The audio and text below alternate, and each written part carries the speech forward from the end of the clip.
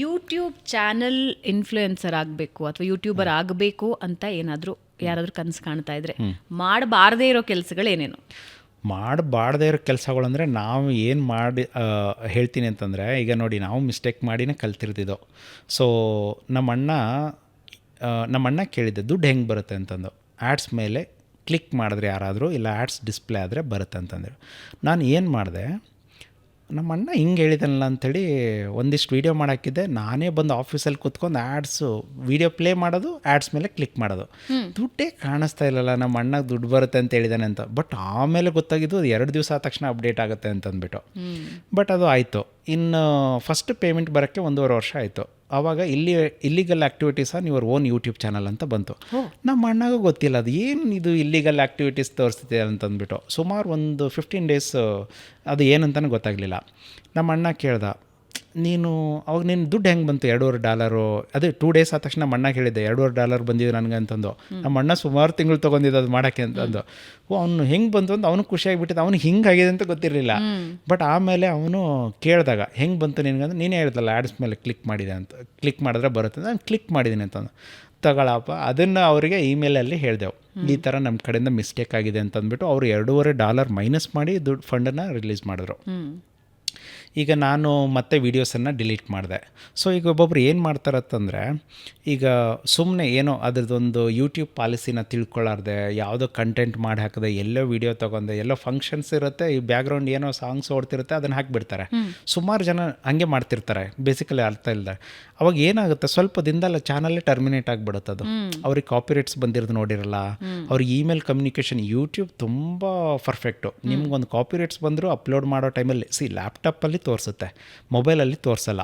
So ಹಾಗಾಗಿ ಯಾರು login ಅಂದರೆ ಯಾವಾಗಲೂ ಇಮೇಲಲ್ಲಿ ಲಾಗಿನಲ್ಲಿ ಇರ್ತಾರೋ ಅವ್ರಿಗೆ ನೋಟಿಫಿಕೇಷನ್ ಬರುತ್ತೆ, ಡ್ಯಾಶ್ ಬೋರ್ಡಲ್ಲಿ ಬರುತ್ತೆ. ಇಮಿಡಿಯೇಟಾಗಿ ನೀವು ಅದನ್ನು ಮಾಡ್ಕೋಬೇಕು. ಆಮೇಲೆ ಅದನ್ನು ಏನೂ ಮಾಡ್ಕೊಂಡಿಲ್ಲ ಅಂತ ಸುಮಾರು ಕಾಪಿರೈಟ್ಸ್ ಬಂದರೆ ಡಿಲೀಟ್ ಮಾಡಿಬಿಡುತ್ತೆ. ಆಮೇಲೆ ಇವಾಗ ಸಾಂಗ್ಸ್ ಏನಿದೆ ಆ ಸಾಂಗ್ಸನ್ನು ಬಳಸೋ ಹಾಗೆ ಇಲ್ಲ. ಸೊ ಅಲ್ಲಿ ನಿಮ್ಮ ಕಾಪಿರೈಟ್ಸ್ ಅಂತ ತೊಗೊಳುತ್ತದು. ಸೊ ನಿಮ್ಮ ಫ್ರೀ ಮ್ಯೂಸಿಕ್ ಇದ್ದರೆ ಮಾಡ್ಬೋದು. ಅಂದರೆ ಶಾರ್ಟ್ಸ್ ವೀಡಿಯೋಸ್ಗೆ ಓಕೆ. ಲಾಂಗ್ ವೀಡಿಯೋಗೆ ಬಂದುಬಿಟ್ಟು ನೀವು ಎಲ್ಲಿಂದ ತೊಗೊಂಡು ಯೂಟ್ಯೂಬ್ ಅನ್ನೋದು ನಿಮಗೆ ಓನ್ ಕಂಟೆಂಟ್ ಕ್ರಿಯೇಟ್ ಮಾಡೋಕ್ಕದು ಪ್ಲಾಟ್ಫಾರ್ಮ್ ಇರೋದು. ಅದು ಅದರಲ್ಲಿ 2 ಥರ ಇದೆ. ಒಂದು, ನಾನು ಆ್ಯಸ್ ಎ ಸೋಷಲ್ ಆಗಿ ನಾನು ವೀಡಿಯೋಗಳನ್ನ ನೋಡ್ಬೋದು. ಇನ್ನೊಂದು, ನಾನು ಅರ್ನ್ ಮಾಡ್ಬೋದು. ಸೊ ನಾವು ಅರ್ನ್ ಮಾಡಬೇಕು ಅಂತಂದರೆ ಅವ್ರದ್ದು ಪಾಲಿಸಿನ ನಾವು ಮೇಂಟೈನ್ ಮಾಡಲೇಬೇಕು. ಅವ್ರು ಎಷ್ಟೇ ದುಡ್ಡು ಬಂದರೂ ಕೂಡ ಲಾಸ್ಟಿಗೆ ಇಶ್ಯೂ ಆದರೆ ಟರ್ಮಿನೇಟ್ ಮಾಡಿಬಿಡ್ತಾರೆ. ಸೊ ಅದನ್ನು ನೀವು ತಿಳ್ಕೊಂಡ್ಬಿಟ್ಟು ಮಾಡಿದ್ರೆ, ನಾನು ಯೂಟ್ಯೂಬು ರೆವಿನ್ಯೂ ಅರ್ನ್ ಮಾಡಬೇಕು, ಅದರಲ್ಲಿ ಏನಾದರೂ ಅಚೀವ್ ಮಾಡಬೇಕು ಅಂತಂದರೆ ಎಫರ್ಟ್ ಹಾಕಲೇಬೇಕು, ಸಿಕ್ಕಾಪಟ್ಟೆ ಎಫರ್ಟ್ ಹಾಕಬೇಕು. ಆಮೇಲೆ ಅವ್ರ ಪಾಲಿಸಿನ ಮೇಂಟೈನ್ ಮಾಡಬೇಕು. ಇವಾಗ ನೀವು ಏನೂ ತಿಳ್ಕೊಳ್ಳಾರ್ದೆ ಏನೋ ಮಾಡಿಬಿಡ್ತೀನಿ ಅಂತಂದರೆ ಮುಂದೊಂದು ದಿವಸ ನಿಮ್ಮ ಪೇಮೆಂಟ್ ಬರೋ ಟೈಮಲ್ಲಿ ಪ್ರಾಬ್ಲಮ್ ಕೊಡುತ್ತೆ. ಸೊ ಕೆಲವೊಂದು ವರ್ಡ್ಸನ್ನು ಅವಾಯ್ಡ್ ಮಾಡಬೇಕು ಅಂತ. ಹೌದು. ಅದು ಅಲ್ಲಿ ಒಂದು, ಈಗ ಫಾರ್ ಎಕ್ಸಾಂಪಲ್ ಈಗ ಸೆಕ್ಷುವಲ್ ಕಂಟೆಂಟ್ ಅನ್ನೋದನ್ನು ಯೂಸ್ ಮಾಡೋಂಗಿಲ್ಲ. ಆಮೇಲೆ ಐ ಥಿಂಕ್ ಇದು ಒಂದಿಷ್ಟದೆ. ಆಮೇಲೆ ಈಗ ಹೇಳಬೇಕಂತಂದರೆ ಮಕ್ಕಳದು ಇವಾಗ ಅರಬೆತ್ತಲೆ ಮಕ್ಕಳದು ಅಂದರೆ ಚಿಕ್ಕ ಏಜಲ್ಲಿ ಅಂಥದನ್ನೆಲ್ಲ ಡೈರೆಕ್ಟಾಗಿ ವೀಡಿಯೋ ಹಾಕಿದ್ರೆ ಅದು ಟರ್ಮಿನೇಟ್ ಮಾಡಿಬಿಡುತ್ತೆ, ಇಲ್ಲಾಂದರೆ ಕಂಟೆಂಟೇ ಬ್ಲಾಕ್ ಮಾಡಿಬಿಡುತ್ತೆ. ಸೊ ನಿಮ್ಗೆ ತುಂಬ ಬ್ಲಾಕ್ ಅಂತ ಬಂದರೆ ಅದನ್ನು ಕೂಡ ನಿಮಗೆ ಫ್ಯೂಚರ್ ರೀಚ್ ಮಾಡೋಕ್ಕೆ ಬಿಡೋದಿಲ್ಲ, ಮಿಸ್ಟೇಕ್ಸ್ಗಳು ಮಾಡ್ತಾನೆ ಇದ್ದರೆ. ಸೊ ಹಂಗಾಗಿ ಒಂದಿಷ್ಟು ವರ್ಡ್ಸ್ಗಳು ಅದನ್ನು ಇದು ಮಾಡುತ್ತೆ, ಕ್ರೈಮ್ ವರ್ಡ್ಸ್. ಹೌದು. ಆಮೇಲೆ ರೀಸೆಂಟಾಗಿ ಯಾರೋ ಒಬ್ಬರು ಸೀರಿಯಲ್ ಆ್ಯಕ್ಟರ್ ಅಂತೆ, ಅವ್ರೇನೋ ಗನ್ ತೆಗೆದುಬಿಟ್ಟು ಶೂಟ್ ಮಾಡಿದ್ರಂತ. ಅಂದರೆ ಇದರಲ್ಲಿ ಏನಂತೀರಿ ನೀವು, ಆ್ಯಕ್ಟಿಂಗಲ್ಲಿ ಅದನ್ನೇ ಅವ್ರ ಚಾನಲ್ಲೇ ಟರ್ಮಿನೇಟ್ ಆಗಿಬಿಟ್ಟಿದೆ. ಸೊ ಅವ್ರು ಮೊನ್ನೆ ರೀಸೆಂಟಾಗಿ ಕಾಂಟ್ಯಾಕ್ಟ್ ಮಾಡಿರೋದು. ಬಟ್ ಅದು ಅಪೀಲ್ ಮಾಡಬೇಕು. ಅಪೀಲ್ ಮಾಡಿದ್ರೆ ಅವರದು ಯೂಟ್ಯೂಬ್ ಅವರು ಅದನ್ನು ರಿಟರ್ನ್ ಚಾನಲ್ ಕೊಡಬೇಕು ಅಂತಂದರೆ ಮೇ ಬಿ ಕೊಡ್ಬೋದು, ಕೊಡ್ದೇನೆ ಇರ್ಬೋದು. ಹೆಲ್ಪ್ ಸೆಕ್ಷನಿಗೆ ಹೋಗಿ ಅಪೀಲ್ ಮಾಡಬೇಕು. ಹೌದು. ಸೊ ಹೀಗಾಗಿ ಇರುತ್ತೆ. Okay, these are the things ಮಾಡಬಾರದು. ಹೌದು. ಆಮೇಲೆ ಇನ್ನೊಬ್ರು ಕಂಟೆಂಟನ್ನು ಡೌನ್ಲೋಡ್ ಮಾಡಿ ಹಾಕೋಂಗಿಲ್ಲ, ಡೂಪ್ಲಿಕೇಟ್ ಕಂಟೆಂಟ್ ಹಾಕೋಂಗಿಲ್ಲ, ಸುಮಾರು ಇದೆ ಹೇಳಬೇಕಂದ್ರೆ. ಬಟ್ ಮೇಯ್ನ್ ಇಂಪಾರ್ಟೆಂಟ್ ಏನಂತಂದರೆ ನೀವು ಕರೆಕ್ಟಾಗಿ ತಿಳ್ಕೊಂಡು ಮಾಡಿದ್ರೆ, ತಿಳ್ಕೊಳಕ್ಕಂತೂ ಟೈಮ್ ಹೋಗುತ್ತೆ. ಇಲ್ಲ ಅಂದರೆ ನೀವು ಯಾರಾದರೂ ಒಬ್ರು ಗೋಲ್ಡ್ ಪ್ಲೇ ಬಟನ್ ಇಟ್ಕೊಂಡಿರೋರ ಹತ್ರ ಹೋಗಿ ಕಲ್ತ್ಕೊಂಡ್ರೆ 1 ಡೇದಲ್ಲಿ ನಾವು ಕಲ್ತ್ಕೊಂಡ್ಬಿಡ್ಬೋದು. ಯಾಕಂದ್ರೆ ನಾಲೆಡ್ಜ್ ಇರುತ್ತಲ್ವ. ಈಗ ಸುಮಾರು ಈಗ ನಮ್ಮ ಹತ್ರ ಬಂದರೆ ನಮ್ಮ ಸ್ಟೂಡೆಂಟ್ಗಳು ಹೇಳೋದು ಫಸ್ಟ್ ಇದನ್ನೇ, ಏನು ಮಿಸ್ಟೇಕ್ ಮಾಡಬಾರ್ದು, ಯಾವ ಕಂಟೆಂಟ್ ಮಾಡಬೇಕು, ಎಷ್ಟು ಕನ್ಸಿಸ್ಟೆನ್ಸಿಯಾಗಿ ಮಾಡಬೇಕು. ಈಗ ಒಬ್ಬೊಬ್ರು ಅದನ್ನೇ ಅಂದ್ಕೊಂಡಿರ್ತಾರೆ, ನಮ್ಗೆ ಫ್ರೀ ಟೈಮ್ ಇದ್ದಾಗ ಮಾಡೋಣ ಅಂತಂದು. ಫ್ರೀ ಟೈಮ್ ಯಾವುದೂ ವರ್ಕ್ ಆಗೋಲ್ಲ ಇಲ್ಲಿ, ನೀವೇ ಎಫರ್ಟ್ ಹಾಕಲೇಬೇಕು. ಸೊ ಇದನ್ನೇ ನಾವು ತುಂಬಾ ಈಸಿಲಿ ಹೇಳೋದಾದ್ರೆ ನೀವು ರೀಲ್ಸ್ ನೋಡೋದಕ್ಕೆ ಕಳೆಯೋ ಟೈಮನ್ನ ಕರೆಕ್ಟ್ ಆಗಿ ಹೌದೌದು ಇನ್ವೆಸ್ಟ್ ಮಾಡ್ಕೊಳ್ಳಿ ಅಂತ. ಹೌದೌದು ಹೌದು. ನೋಡಿ ಇವಾಗ ನಾವು ಮೊಬೈಲ್ ಹಿಡಿದ್ರೆ ಆಲ್ಮೋಸ್ಟ್ ಅಲ್ಲೂ 1.5 ಅವರ್ ಆದರೂ ಕುತ್ಕೊಂಡ್ಬಿಡ್ತೇವೆ, ಟೈಮ್ ಹೋಗೋದಾಗ ಗೊತ್ತಾಗಲ್ಲ. ಮೋರ್ ದೆನ್ 1.5 ಹಾಂ 1.5 ಅವರ್. ಅದನ್ನೇ 1.5 ನೀವು ದಿನಾಲೂ ನಿಮ್ಗೆ ಯೋಚನೆ ಮಾಡಿದ್ರೆ ಏನು ಮಾಡ್ಬೋದು ಅಂತಂದ್ಬಿಟ್ಟು ಬೇರೆ ಕಡೆ ಕೆಲ್ಸಕ್ಕೆ ಹೋಗಿ ಮಾಡೋದು ಅದು ಕಷ್ಟ ಅಂತ ಅಂದ್ಕೊಳ್ಳೋಣ. ಸೋಷಿಯಲ್ ಮೀಡಿಯಾ ಕಷ್ಟ ಇಲ್ಲ, ಬಟ್ ತಿಳ್ಕೊಂಡು ಮಾಡೋದೇ ಮೇನ್ ಇಂಪಾರ್ಟೆಂಟು.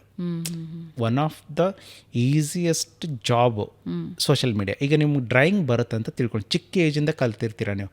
ಅದನ್ನೇ ಇವಾಗ ಡ್ರಾಯಿಂಗ್ ಮಾಡಾಕಿದವ್ರು ಎಷ್ಟೋ ದುಡ್ಡು ಅರ್ನ್ ಮಾಡಿದ್ದಾರೆ ಮನೇಲಿ ಕೂತ್ಕೊಂಡು.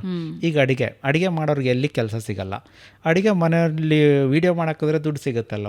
ಈಗ ನಾನು 10th ಫೇಲಪ್ಪ, ಬರೆಯೋಕ್ಕೆ ಬರಲ್ಲ, ಓದೋಕ್ಕೆ ಬರಲ್ಲ ಅಂಥದ್ರಲ್ಲಿ ನನಗೆ ಯೂಟ್ಯೂಬಿಂದ ನಿನ್ನ ಕ್ವಾಲಿಫಿಕೇಷನ್ ಇದ್ದರೆ ಆಗುತ್ತೆ ಅಂತ ನನಗೆ ಆಗ್ತಿರಲಿಲ್ಲ. ನನಗೆ ಈ ಥರ ಆಪ್ಷನ್ಸು ತುಂಬ ಇದೆ ಸೋಷಿಯಲ್ ಮೀಡ್ಯಾದಲ್ಲಿ. ಬಟ್ ಏನಾಗಿದೆ ಅಂದರೆ ಇವಾಗ ಇದರಲ್ಲಿ ಬಂದರೆ ಎಜುಕೇಟೆಡ್ ಅವ್ರು ಇದರಲ್ಲಿ ಮಾಡಿದ್ರೆ ಹೆಂಗೆ, ನಾವು ಓದಿದ್ದೆವು 20 ವರ್ಷ ಅದಕ್ಕೆ ಓದಿದ್ದೆವು, 20 ವರ್ಷ ಓದಿದ್ರೆ ದಿನಾಲು ಕೆಲಸಕ್ಕೆ ಹೋಗೋದನ್ನು ಬಿಲ್ಡ್ ಮಾಡ್ದಂಗೆ ಇರುತ್ತೆ ಮೈಂಡ್ಗೆ. ಬಟ್ ಇದನ್ನ ಹೇಳಬೇಕಂದ್ರೆ ನಿಮಗೆ ಸ್ವಂತವಾಗಿ ಮಾಡ್ತೀನಿ ಅಂದವ್ರಿಗೆ ಮುಜುಗರ ಬಿಡಬೇಕು ಅಂತ. ಮುಜುಗರ ಅನ್ನೋದು ಫಸ್ಟ್ ಆಫ್ ಆಲ್ ಇರಲೇಬಾರ್ದು. ಇವಾಗ ನೋಡಿ ನಮಗೂ ಅವಾಗ ನಗ್ತಿದ್ರಲ್ವಾ, ನಿಮ್ಗೆ ಯಾಕೆ ಅದು ಮುಜುಗರ ಆಗಲ್ಲ ಅಂತಂದರೆ ನನಗೆ ಗೊತ್ತು ಹಿಂದ್ಗಡೆ ಎಷ್ಟು ರೆವಿನ್ಯೂ ಅರ್ನ್ ಮಾಡ್ತಿದ್ದೀನಿ ಅಂತಂದ್ಬಿಟ್ಟು. ನನ್ನ ಫೋಕಸ್ಡ್ ಏನಿದ್ರೂ ಕೂಡ ಕ್ರಿಯೇಟ್ ಮಾಡೋದ್ರ ಬಗ್ಗೆ.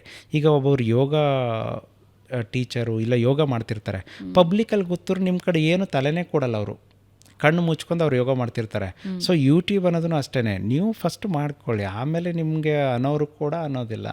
ಈಗ ನನಗೂ ಕೂಡ ಅದು ನನ್ನ ಹುಡುಗಿ ನೋಡೋಕ್ಕೆ ಅಂತ ಬಂದಿದ್ರಲ್ವ, ಇದನ್ನು ನೆಕ್ಸ್ಟ್ ಅಂತ ಏನೇನೋ ಕೇಳಿಬಿಟ್ಟು 1.5 ವರ್ಷದ ಮೇಲೆ ನನಗೆ ಅವರು ರಿಟರ್ನ್ ನೋಡಿದ್ದೆ. ಅವ್ರು ಕ್ರೂಸ್ ತೊಗೊಂಡು ಬಂದಿದ್ದೆ. ಅವ್ರು ದೂರ ನಿಂತ್ಕೊಂಡು ನೋಡಿದ್ರೆ ಹತ್ತಿರದಲ್ಲಿ ಬರಲಿಲ್ಲ ಅವಾಗ. ಯಾಕಂದರೆ ಆಗಲ್ಲ, ಯಾಕಂದರೆ ಅವಾಗ ಅವ್ರು ಏನೋ ಕ್ವಶನ್ ಕೇಳಿದ್ರು ನನಗೆ, ಇದು ಆದ ತಕ್ಷಣ ಏನು, ಇದು ಆದ ತಕ್ಷಣ ಏನು ಅಂತಂದ್ಬಿಟ್ಟು. ಸೊ ಅವಾಗ ಏನಾಗುತ್ತೆ, ನೆಕ್ಸ್ಟ್ ಅವರಿಗೆ ಮುಖ ಇರಲ್ಲ ಬಂದು ಕೇಳೋಕ್ಕೆ ಅಂತಂದ್ಬಿಟ್ಟು. ನಿಮಗೊಂದು ಗುರಿ ಇರಬೇಕು. ಹೌದು, ಯೂಟ್ಯೂಬಲ್ಲಿ ಇರಲೇಬೇಕು. ಈಗ ನೋಡಿ, ಈಗ ನನ್ನ ಕಂಟೆಂಟ್ರಲ್ಲಿ ನಾನು ಇವಾಗ ಮಾಡಿದ್ದೀನಿ, ಈಗ ನೆಕ್ಸ್ಟ್ ಬಂದು ಗ್ಯಾಪ್ ಇದೆ, ಇವಾಗ ಹತ್ತತ್ರ ಒಂದು 4-5 ವರ್ಷ ಗ್ಯಾಪು. ಈಗ ಮನೆ ಕನ್ಸ್ಟ್ರಕ್ಷನ್ ಸ್ಟಾರ್ಟ್ ಮಾಡ್ತೀನಿ 1.5 ತಿಂಗಳಲ್ಲಿ. ಅದು ಡೈಲಿ ಬ್ಲಾಗ್ ಹೋಗ್ತಿದ್ದೀನಿ. ಡೈಲಿ ಬ್ಲಾಗ್ ಯಾಕೆ ಹೋಗ್ತಿದ್ದೀನಿ ಅಂತಂದರೆ, ಹಿಂದಿಯಲ್ಲಿ ಒಬ್ಬರು ಸೌರವ್ ಜೋಶಿ ಅಂತ ಹೇಳಿದ್ದಾರೆ, ತಿಂಗಳಿಗೆ 4 ಕೋಟಿ ಬರೀ ಸೋಷಿಯಲ್ ಮೀಡಿಯಾ ಪ್ಲಾಟ್ಫಾರ್ಮಿಂದ ಅರ್ನ್ ಮಾಡ್ತಿರೋದು. ಸೊ ನಾವು ಅಂದ್ಕೊಂಡಿದ್ದು ನಂಬುದ್ರಲ್ಲೇ ಜಾಸ್ತಿ ಅರ್ನ್ ಮಾಡಿದ್ದೇವೆ ಅಂತಂದು. ಇವಾಗ ಹಿಂಗೆ ಗೊತ್ತಾದಾಗ ನಂಬುದ್ರಲ್ಲಿ ನಾನು ಮಾಡ್ಕೊಂಡೆ, ಯಾಕಂದರೆ ಕಂಟೆಂಟ್ ಬಂದುಬಿಟ್ಟು ನಂದರಲ್ಲಿ ಎಲ್ಲೋ ಇದ್ದವ್ರು ಎಲ್ಲಿಗೋ ಅಂತರೂ ಬಂದಿದ್ದೆವು. ಬಟ್ ಇನ್ನು ಮನೆ ಕಟ್ಟೋದನ್ನು ಕೂಡ ಅದನ್ನು ಯೂನಿಕ್ಕಾಗಿ, ಈಗ ನನ್ನ ಪ್ರಾಜೆಕ್ಟ್ ಹೆಂಗೆ ನಾನು ಯೋಚನೆ ಮಾಡ್ತಿರ್ತೀನೋ ಮನೆಗೂ ಕೂಡ ಇದೇ ಥರ ಮನೆ ಬರಬೇಕು ಅಂತ ಯೋಚನೆ ಮಾಡಿರೋದು. ಈಗ ಅದನ್ನು ಯಾರು ಕೇಳಿದ್ರೆ ಅದು ದೇವ್ರ ಮೂಲೆ ಹಿಂಗೆ ಬರಬಾರ್ದು, ಬೆಡ್ರೂಮ್ ಹಿಂಗೆ ಬರಬಾರ್ದು ಅಂತ ಅದನ್ನೇ ಹೇಳ್ತಾರೆ. ನೋಡಪ್ಪ, ಇದು ಪ್ರಾಜೆಕ್ಟು ನಾನು ಹೇಳೋದು. ನಾನು ಅದು ಯಾವುದು ನಂಬೋದಿಲ್ಲ. ನನ್ನ ದೇವರು ಅಂದ್ರೆ ನಂಬಲ್ಲ, ಏನಂದ್ರೆ ನಂಬಲ್ಲ. 2006ಇಂದ ನಾನು ಸ್ಟಾಪ್ ಮಾಡಿರೋದು. ನನಗೆ ಯಾವಾಗ ಓನಾಗಿ ತಿಳಿಯೋಕ್ಕೆ ಶುರು ಮಾಡ್ತೋ, ಇಲ್ಲಿ ದೇವರು ಮ್ಯಾಟ್ರ್ ಆಗಲ್ಲ, ಏನೂ ಇಲ್ಲ. ನಾವು ಕಷ್ಟಪಡಬೇಕು, ನಾವು ದುಡಿಬೇಕು. ಈಗ 15ರಿಂದ 18 ಅವರು ನಾನು ದುಡ್ದಿಲ್ಲ ಅಂದರೆ ದೇವ್ರ ಹತ್ರ ಹೋಗಿ ಕೇಳ್ಕೊಂಬಂದು 3 ಅವರ್ ದುಡಿತೀನಿ ಅಂದರೂ ಆಗಲ್ಲ. ಸೊ ಇನ್ನು ನನಗೆ ಹೆಂಗಾಯ್ತು ಅಂದರೆ, ಹೋಗ್ತಾ ನಾನು ತಿಳಿಯೋದು ತುಂಬ ಶುರು ಆಯಿತು. 2012ಇಂದ ನನ್ನ ಮೈಂಡ್ ತುಂಬ ಬ್ರಾಡಾಗಿ ಯೋಚನೆ ಮಾಡೋಕ್ಕೆ ಶುರು ಮಾಡಿದೆ. ಇಲ್ಲ, ಇದು ನಿಜವಾಗ್ಲೂ ನಾವು ಕೆಲಸ ಮಾಡಿದ್ರೇ ಆಗೋದು, ಹಾಂ ಇಲ್ಲ ಅಂದರೆ ಯಾವುದೂ ಆಗಲ್ಲ ಅಂತಂದು. ಇವಾಗ ನಮ್ಮ ಮನೆಯದೂ ಅಷ್ಟೇ, ಇವಾಗ ಕಂಟೆಂಟ್ ಶುರು ಮಾಡಿದ್ರೆ ನಂದು ಯೂನಿಕ್ಕಾಗಿಯೇ ಮಾಡ್ತಾಯಿರೋದು. ಎಷ್ಟೊಂದು ಜನ ಕಂಟೆಂಟ್ ಮನೆ ಕನ್ಸ್ಟ್ರಕ್ಷನ್ ಮಾಡೋದು ಮಾಡಿದ್ದಾರೆ, ಇವನ್ ನಮ್ಮ ಅಣ್ಣನೂ ಮಾಡಿದ್ದಾರೆ. ಮನೆ ಖರ್ಚು ಮಾಡಿರೋದು 1,50,30 ಲಕ್ಷ ಅವ್ರು ಬರೀ ಚಾನಲಿಂದ ಅರ್ನ್ ಮಾಡಿರೋದು. ಸೊ ನಂದು ಯೋಚನೆ ಮಾಡ್ತಾ ನಾನು ಯಾಕೆ ಯೂನಿಕ್ಕಾಗಿ ವರ್ಲ್ಡ್ ಫಸ್ಟ್ ಯೂಟ್ಯೂಬರ್ ಹೌಸ್ ಅಂತ ಮಾಡಬಾರ್ದು ಅಂಥೇಳಿ. ಅದು ಮನೆ ನೋಡಿದ್ರೆ ಈ ಮನೆ ಅಂತ ಯಾರಿಗೂ ಅನ್ಸೋದೇ ಇಲ್ಲ, ಅದು ಯೂಟ್ಯೂಬ್ ಕಂಪನಿ ಥರನೇ ಅನ್ನಿಸ್ತದೆ. ಅದು ಹೇಳಬೇಕಂದ್ರೆ ಅದು ಮನೆ ಹೆಸರು ಯೂಟ್ಯೂಬರ್ ಹೌಸ್ ಮನೆ ಹೆಸರೇ. ಸೊ ಹಾಗಾಗಿ ಕಂಟೆಂಟ್ ಅನ್ನೋದನ್ನು ನಿಮ್ಮ 1000 ಜನ ಕಾಂಪಿಟೇಟರ್ ಇರಲಿ, ಬಟ್ ನೀವು ನಿಮ್ಮ ಥರ ಯಾರು ಮಾಡಿರಲ್ಲ, ಆ 1000 ಜನದಲ್ಲಿ ಮತ್ತೆ ಜನ ಬಿಟ್ಬಿಟ್ಟು ನಿಮ್ಮದೇ ನೋಡೋದು ಅವಾಗ. ಸೊ